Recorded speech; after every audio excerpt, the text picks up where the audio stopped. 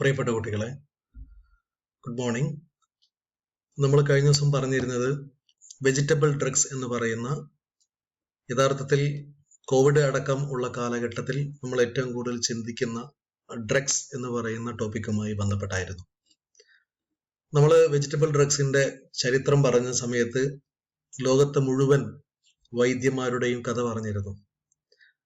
അതിൽ അങ്ങനെ ഇപ്പോഴും നമ്മുടെ നാട്ടിൽ വൈദ്യമുണ്ട് ഇല്ലേ? നമുക്കറിയാം, നമ്മൾ ഉപയോഗിക്കുന്ന പല ചെടികളുടെയും മരുന്ന് അറിയാതെ നമ്മൾ ഉപയോഗിക്കാറുണ്ട് അല്ലേ? നമുക്കറിയാലോ. ഇപ്പൊ നമ്മളൊരു മെഡിസിൻ വാങ്ങുന്ന സമയത്ത് അതിന്റെ മുകളിൽ കെമിക്കൽ കോമ്പൗണ്ട് എഴുതി വെക്കും. പക്ഷെ നമ്മൾ സാധാരണ ഉപയോഗിക്കുന്ന പലതരത്തിലുള്ള അരിഷ്ടങ്ങളുണ്ട്. ആ അരിഷ്ടത്തിന്റെ ഉള്ളിൽ ഏത് കെമിക്കൽ കോമ്പണന്റ് ആണ് നമുക്കറിയില്ല. പകരം എഴുതി വെക്കുന്നത് ഈ തഴുതാമയുടെ ഇലയും കുറുന്തോട്ടിയുടെ വേരും എന്നൊക്കെയാണ്. അപ്പൊ അതിന്റെ അർത്ഥം കുറുന്തോട്ടിയുടെ വേരിലും മുരിങ്ങയുടെ ഇലയിലും അതേപോലെ തന്നെ മറ്റുള്ള ജീരയുടെ ഇലയിലുമൊക്കെ ഉള്ള പല ഔഷധങ്ങളും നമുക്ക് മരുന്നായിട്ട് ഉപയോഗിക്കാൻ പറ്റുന്നു എന്നുള്ളതാണ് വളരെ പ്രധാനപ്പെട്ട കാര്യം. ഞാനിവിടെ പറഞ്ഞു വന്നത്, നമ്മൾ ഉപയോഗിക്കുന്ന ഓരോ മരുന്നിന്റെയും പിറകിൽ ഒരു ചരിത്രമുണ്ട്. ആ ചരിത്രമാണ് നമ്മൾ കഴിഞ്ഞ ദിവസം പറഞ്ഞത്.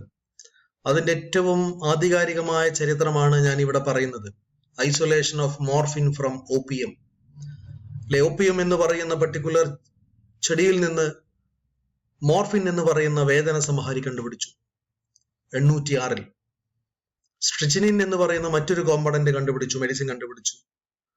നിക്കോട്ടിൻ എന്ന് പറയുന്ന മറ്റൊരു വേദന സംഹാരി. അങ്ങനെ ഞാൻ പറഞ്ഞു വന്നത് മുഴുവൻ ശാസ്ത്രത്തിന്റെയും ശാസ്ത്ര പദങ്ങൾ നമ്മൾ എടുത്ത് പരിശോധിച്ച് നോക്കുകയാണെങ്കിൽ നമുക്ക് പലതരത്തിലുള്ള മെഡിസിൻസ് ലോകത്ത് കണ്ടുപിടിച്ച കഥ നമുക്കറിയാൻ പറ്റും. അതിന്റെ ഏറ്റവും ആധികാരികമായിട്ടുള്ള പ്രധാനപ്പെട്ട 3 ഫാക്ടേഴ്സ് ഉണ്ട്. ഒന്ന് biological, geographical and ecological factors. Today we are going to discuss about the different factors which are influencing the medicines, the vegetable drugs. See, pharmacognosy deals with pharmacognosy എന്ന് പറഞ്ഞാൽ മെഡിസിൻസ് ഉണ്ടാക്കുന്ന ബ്രാഞ്ചിനെയാണ് pharmacognosy എന്ന് പറയാം. The plants and animal that yield drug substance.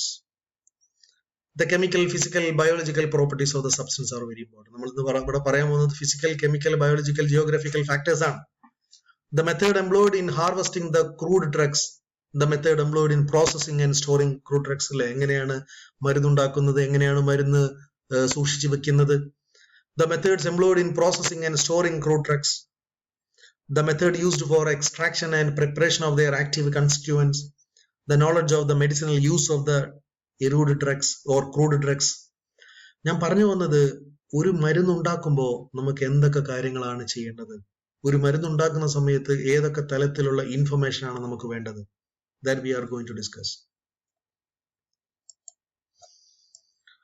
See, for the detailed description of the drugs, the following parameters should be fulfilled.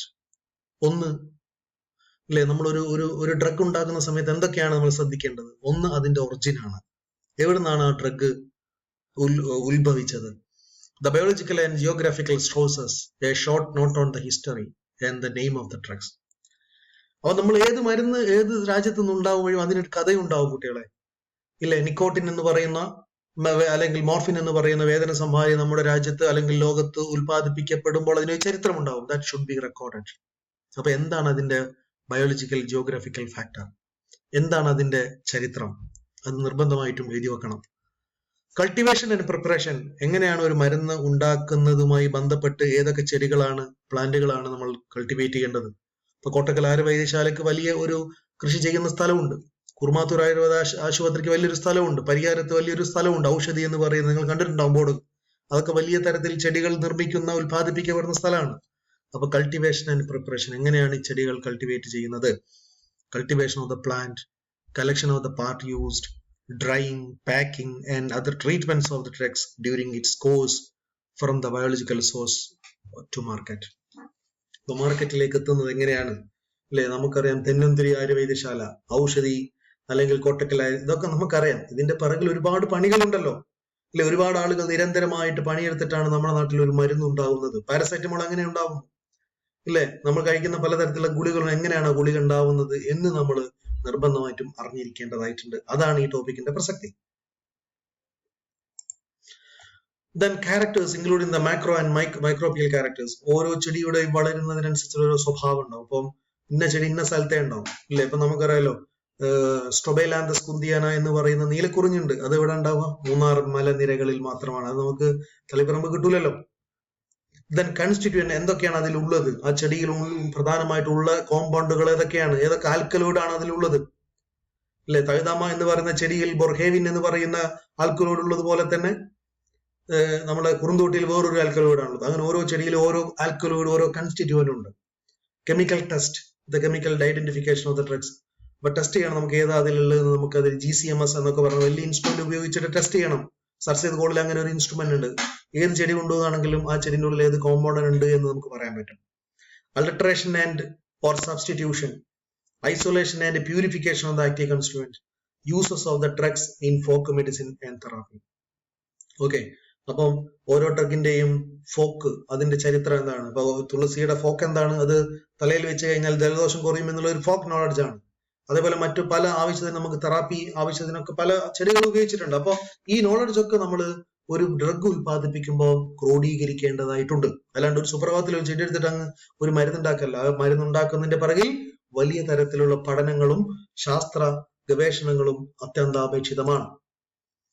എന്താണ് ഒരു crude drug? പലപ്പോഴും പരീക്ഷയ്ക്ക് ചോദിക്കാൻ ക്രൂഡ് ഡ്രഗ് എന്ന് പറഞ്ഞാൽ റോ ഡ്രഗ് എന്നാണ്. റോ മീൻസ് ഒരു പ്രത്യേക ഇതൊന്നും പറയില്ല, പ്ലാന്റ് മൊത്തം എടുത്തിട്ട് മരുന്നങ്ങ് ഉണ്ടാക്കുക എന്ന് പറയും.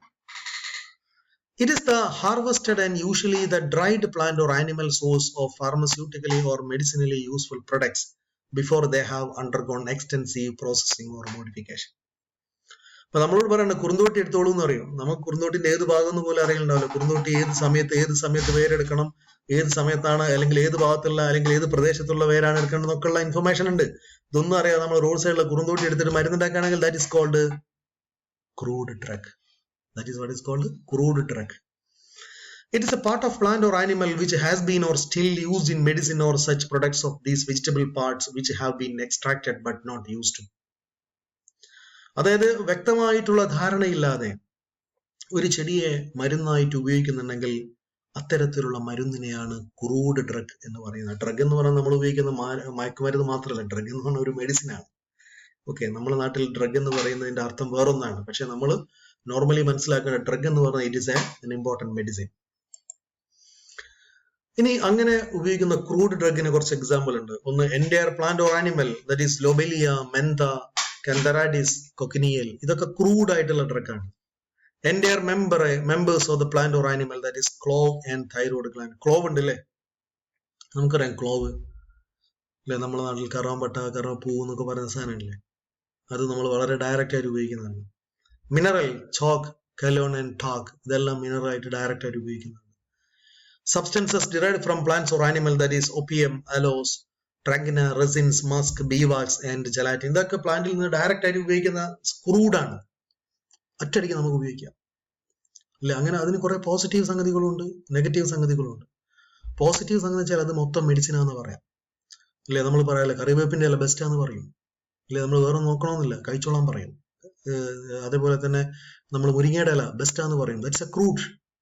Entire you can use because the entire plant is the entire plant. അല്ലേ, കുട്ടികളോട് പറയാറില്ലേ നിന്റെ തല നിറച്ചും ബുദ്ധിയാന്ന് പറയാറില്ലേ, അതേപോലെ ആ ചെടി നിറച്ചും മരുന്നാന്ന് പറയാൻ പറ്റും.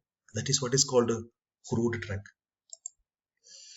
അതേപോലെ fibers and fabrics used for making surgical dressing, material used in stainless or filtration or for clarifying cloudy liquid, filtration material എന്ന് പറയും അല്ലെ. പലതരത്തിലും പല മെറ്റീരിയലും ഈ ഡ്രഗ് ഉണ്ടാക്കാൻ ഉപയോഗിക്കുന്നുണ്ട്. That is called filtration material. Example diatomite and asbestos, also substances agar, gelatin and wax. ഈ അഗാർ എന്ന് പറയുന്നത് ഒരു ആൽഗയിൽ നിന്ന് ഉണ്ടാക്കുന്നതാണ്. ഞാൻ പറഞ്ഞു വന്നത് ഇതൊക്കെ നമ്മുടെ ഡ്രഗുമായി ബന്ധപ്പെട്ട ബേസിക് ഇൻഫർമേഷൻ ആണ്. Material used for destruction of insect pest, insecticides and pesticides, derris, parathion, ഇതൊക്കെ നമ്മൾ ഡ്രഗുമായി ബന്ധപ്പെട്ടിട്ട് പറയുമ്പോൾ ഓർക്കേണ്ടതായിട്ടുള്ള ചില ടേംസ് ആണ്. ഇനി ഒരു അപ്പൊ നിങ്ങൾ ഉള്ളിൽ ഒരു വൈദ്യൻ ഉണ്ടെങ്കിൽ ആ വൈദ്യൻ എന്തൊക്കെയാണ് പ്രധാനമായിട്ട് ഉണ്ടാവേണ്ട character? Identification of the source of the material forming a drug. അല്ലേ? നമ്മുടെ നാട്ടിൽ ഞാൻ പറഞ്ഞിട്ടുണ്ട്, ആലക്കോട് എന്ന് പറയുന്ന സ്ഥലത്ത് ഒരാളുണ്ട്. അദ്ദേഹത്തിന്റെ പ്രത്യേകത എന്താണെന്ന് വെച്ചാൽ, അദ്ദേഹം കാട്ടിൽ നിന്ന്, നിങ്ങൾക്കറിയാം പൈതൽ മലയിൽ നിന്നാണ് അദ്ദേഹം മരുന്നെടുക്കുന്നത്. നിങ്ങൾ മരുന്നുമായി അന്വേഷിച്ച് പോയി കഴിഞ്ഞാൽ അത് അദ്ദേഹം പറഞ്ഞു തരൂല, കാരണം അത് അദ്ദേഹത്തിന് മാത്രം അറിയുന്നതാണ് ആ ചെടി എവിടെ ഉണ്ട് എന്നുള്ളത്. അദ്ദേഹത്തിന്റെ പേര് കാപ്പിമല കോരൻ എന്നാണ്. കാപ്പിമല എന്ന് പറയുന്ന ഒരു സ്ഥലമുണ്ട്. ആലക്കോട് നിന്ന് ഒരു ഫെർലോങ്ങര എന്ന് പറയുന്ന ഒരു സ്ഥലമുണ്ട്. അവിടെ പോയിട്ട് ഒരു കുരിശ് പള്ളിയുള്ള സ്ഥലമുണ്ട്. അവിടെ നിങ്ങൾക്ക് പോയി കഴിഞ്ഞാൽ നിങ്ങൾ അറിയുന്നതാണ്, പാമ്പ് കടിച്ച് വിഷം ഇറക്കുന്ന നിങ്ങൾ ആലക്കോടൊക്കെ ഉള്ള ആൾക്കാർ ഇവിടെ ഉണ്ടാവും. കാപ്പിമല കോരൻ എന്ന് പറയുന്ന ഒരു വൈദ്യനുണ്ട്. അദ്ദേഹത്തിന് അറിയാം കാട്ടുപോയിട്ട് ഏത് ചെടി എടുക്കും. നമ്മൾ എടുത്തു കഴിഞ്ഞാൽ അത് റെഡി ആവില്ല. അല്ലേ പറയാറില്ല, ചിലത് റെഡിയാവും ചിലത് റെഡിയാവില്ല എന്ന് പറഞ്ഞ പോലെ ഇദ്ദേഹം കാപ്പിമല കോരൻ എടുത്താലേ അത് റെഡിയാവും. Determination of its morphological characters, അതിന്റെ ഇലയുടെ പ്രത്യേകത അദ്ദേഹത്തിന് മാത്രമേ അറിയൂ. Investigation of the potency of the drug, purity and freedom from admixture. Okay, അതായത് അതിന്റെ പ്യൂരിറ്റി, അത് എത്രത്തോളം ശുദ്ധമാണ്. ഇപ്പൊ റോഡ് സൈഡിൽ നിന്ന് എടുക്കുന്ന ചെടിയുണ്ട്, അത് എടുത്തിട്ടാണ് നമ്മുടെ നാട്ടിൽ പല തരത്തിലുള്ള മരുന്നുകൾ ഉണ്ടാക്കുന്നത്. അത് കംപ്ലീറ്റ് വിഷമാണ്. അല്ലെ, റോഡിന്റെ സൈഡിൽ എല്ലാ പൊല്യൂഷനും ഉണ്ടാവും. ആ പൊല്യൂഷനുള്ള സ്ഥലത്ത് നിന്നാണ് ചെടി എടുക്കുന്നത്. അതുകൊണ്ടാണ് നമ്മൾ അങ്ങനെയുള്ള ആര്യവൈദ്യശാലയിൽ നിന്ന് ചില മരുന്ന് കഴിച്ചാൽ നമുക്ക് ഗുണം കിട്ടാതിരിക്കുന്നത്. പല അസുഖങ്ങളും മരുന്ന് കഴിക്കുമ്പോഴും ഉണ്ടാവും. ഞാൻ പറഞ്ഞു വന്നത്, ഇവിടെയാണ് ഒരു ഫാർമക്കോഗ്നിസ്റ്റിന്റെ പ്രത്യേകത. അദ്ദേഹത്തിൻ്റെതായ രീതിയിലുള്ള ചില നോളജ് ഉണ്ട്, അറിവുണ്ട്. Planning the proper method of cultivation of the medicinal plants yielding this drugs. അല്ലെ, അത്തരത്തിലുള്ള മരുന്ന് ഉൽപ്പാദിപ്പിക്കണമെങ്കിൽ അങ്ങനെയുള്ള ചെടിക്കൊന്നും നിങ്ങൾ ഫാക്ടംബോസ് ഇട്ടെടുത്തിട്ട് കാര്യമില്ല. നാച്ചുറൽ ആയിട്ടുള്ള വളം മാത്രം കൊടുക്കണം. അതുകൊണ്ടാണ് ചില ചെടികൾ കാട്ടിൽ നിന്ന് മാത്രം എടുക്കുന്നത്. അങ്ങനെയാണ് കാപ്പിമല കോരൻ എന്ന് പറയുന്ന പ്രഗത്ഭനായ കണ്ണൂർ ജില്ലയിലെ വൈദ്യൻ പൈതൽ മലയിലെ കാടിന്റെ ഉള്ളിൽ പോയിട്ട് അദ്ദേഹം ചെടിയെടുക്കുന്നു. കാരണം അദ്ദേഹത്തിന് അറിയാം, അവിടെ ആരും ഫാക്ടംബോസ് കൊണ്ടുപോയിടൂല, അവിടെ ആരും ഒരു പൊല്യൂഷൻ കൊണ്ടുപോയി നിറക്കില്ല. അങ്ങനെ പൊല്യൂഷൻ ഇല്ലാത്ത സ്ഥലത്തിൽ നിന്ന് പറിച്ചെടുക്കുക എന്ന് പറയുന്നത് ഒരു ഫാർമക്കോഗ്നിസ്റ്റിന്റെ വളരെ പ്രധാനപ്പെട്ട പ്രത്യേകതയും ക്രെഡിബിലിറ്റിയുമാണ്. Prescription of the details of the process of the collection and preparation. അല്ലെ, ഒരു വൈദ്യൻ അറിഞ്ഞിരിക്കണം എന്തൊക്കെയാണ് ആ മരുന്ന് ഉണ്ടാക്കുമ്പോൾ ചെയ്യേണ്ട കാര്യങ്ങൾ. Detailed knowledge of the constituents of the drugs and investigation of their chemical nature and various reaction. അല്ലെ, അങ്ങനെ അതിന്റെ കുറിച്ച് ഡീറ്റെയിൽ ആയ നോളജ് അദ്ദേഹത്തിന് വേണം. എന്തൊക്കെ കെമിക്കൽ റിയാക്ഷൻ ആണ് നടക്കുക എന്ന് അദ്ദേഹത്തിന് അറിയണം. അങ്ങനെ സകല ജാതി ഇൻഫർമേഷന്റെയും ആകത്തുക എന്നതാണ് ഒരു pharmacognosist. So a pharmacognosist is very important. അതുകൊണ്ടാണ് പുതിയ കാലത്ത് വൈദ്യന്മാരുണ്ടാവാതിരിക്കുകയും അറിവില്ലാത്ത കുറെ ഡോക്ടർമാരുണ്ടാവുകയും ചെയ്യുന്നത്. അതുകൊണ്ടാണ് അത്തരത്തിലുള്ള ഡോക്ടർമാർ ചികിത്സിച്ചിട്ടാണ് ചില അസുഖങ്ങൾ ഉണ്ടാവുന്നത്. നമുക്കറിയാം, നമ്മൾ അയാളും ഞാനും തമ്മിൽ എന്ന് പറയുന്ന ഒരു സിനിമ കണ്ട ആളുകളാണ്. അല്ലെ, അതിൽ നമുക്കറിയാം ആധുനിക വൈദ്യശാസ്ത്രത്തിന്റെ പലതരത്തിലുള്ള ചീറ്റിങ്ങും നമുക്കറിയാം. പക്ഷെ ഒരു വൈദ്യൻ ഒരിക്കലും അത് ചെയ്യില്ല. കാരണം ഒരു വൈദ്യനെ സംബന്ധിച്ചിടത്തോളം അദ്ദേഹത്തിന് പാരമ്പര്യമായി കിട്ടിയിട്ടുള്ള അറിവാണ് അദ്ദേഹം കൈമാറുന്നത്. അതിനൊരു സത്യമുണ്ട്, അതിനൊരു വിശ്വാസമുണ്ട്. അങ്ങനെയുള്ള വിശ്വാസപരമായിട്ട് സത്യസന്ധമായിട്ട് ചെയ്യുന്ന ആളിന്റെ പേരാണ് കേട്ടോ ഫാർമക്കോഗ്നിസ്റ്റ്. പുതിയ കാലത്ത് നമ്മൾ പലതരത്തിലുള്ള ഡി ഫാമും എം ഫാമും ഒക്കെ പഠിച്ചിറങ്ങുന്ന ആൾക്കാരുണ്ട്. They are technically pharmacologist, but they didn't know how to prepare a material, how to prepare a medicine. So the real pharmacognist is still inhabiting in the deep forest. Okay. Now classification of crude drug ന്റെ ഒരു classification ഞാൻ പറയാം. ഒന്ന് alphabetical orderൽ പറയാം, രണ്ട് taxonomic orderൽ പറയാം. Vegetable drugs are usually arranged for study in one or other from the following ways. സാധാരണ vegetable ഡ്രഗ്സുകൾ ഈ രീതിയിലാണ് അറിയാം. ഒന്ന് using either Latin or English name. The drugs are arranged in an alphabetical order. അതുകൊണ്ടാണ് നിങ്ങൾ medical shop പോയി കഴിഞ്ഞാൽ അവർക്ക് കറക്റ്റ് ആയിട്ട് ഒരു സീക്വൻസ് ഉണ്ടാവും, അല്ലെ, ABCD. അത് നോക്കിയിട്ട് അവർ എടുക്കുക, അവർക്ക് കറക്റ്റ് അറിയാം. അത് പഠിക്കുമ്പോഴാണ് നമുക്ക് മനസ്സിലാക്കാൻ പറ്റുക. അപ്പൊ മെഡിസിൻ എപ്പോഴും ഉണ്ടാക്കുന്ന സമയത്ത് അങ്ങനെയുള്ള ഒരു classification, that is called alphabetical order. Then using one of the accepted system of the botanical classification, the drugs are according to the plants from which they are obtained in phyla, order, family, genera and species. ചിലത് നമ്മൾ എന്താ പറയാ, penicillin എന്ന് പറയുന്ന ഒരു മരുന്നുണ്ട്. അത് penicillium notatum എന്ന് പറയുന്ന ഒരു ഫംഗസിൽ നിന്ന് ഉൽപ്പാദിപ്പിച്ചതാണ്. അപ്പോൾ ചില പ്ലാന്റിന്റെ പേര് വെച്ചുകൊണ്ട് ചില മരുന്നുണ്ടാവും. അതിനെയാണ് നമ്മൾ taxonomic classification of naming of crude drug. ഡ്രഗിന് പേര് കൊടുക്കുമ്പോൾ അതിന്റെ ചെടിയുടെ അല്ലെങ്കിൽ മറ്റ് ആനിമലിന്റെ പേര് കൂടി എഴുതി ചേർക്കുന്നു. അങ്ങനെയാണ് അത് അറിയപ്പെടുന്നത്. അതിന്റെ ഏറ്റവും പോപ്പുലർ ആയിട്ടുള്ള എക്സാമ്പിൾ ആണ് ആദ്യമായിട്ട് കണ്ടുപിടിച്ചിട്ടുള്ള ആന്റിബയോട്ടിക് ആണ് പെൻസിലിൻ. പെൻസിലിൻ എന്ന് പറയുന്നത് പെൻസിലിയം നൊട്ടേറ്റം എന്ന് പറയുന്ന ഫംഗസിൽ നിന്നാണ് അത് ഉണ്ടാക്കിയത്, അത് രൂപപ്പെടുത്തിയെടുത്തത്. അതുകൊണ്ട് അതിന്റെ ഒരു ഡെഡിക്കേഷന് വേണ്ടി ഡിവോട്ട് ചെയ്തിരിക്കുന്ന പേരാണ് പെൻസിലിൻ. ഞാൻ പറഞ്ഞത് ഇവിടെ ഞാൻ നിർത്തുകയാണ്. ഇത് വളരെ ഇമ്പോർട്ടന്റ് ആയിരിക്കുന്ന ഒരു ടോപ്പിക്കാണ്. നിങ്ങൾ ഓപ്പൺ ക്ലാസ്സിൽ പഠിക്കുക എന്ന് പറയുന്നത് മാത്രമല്ല, we must have A general awareness about the medicine, drugs, etcetera.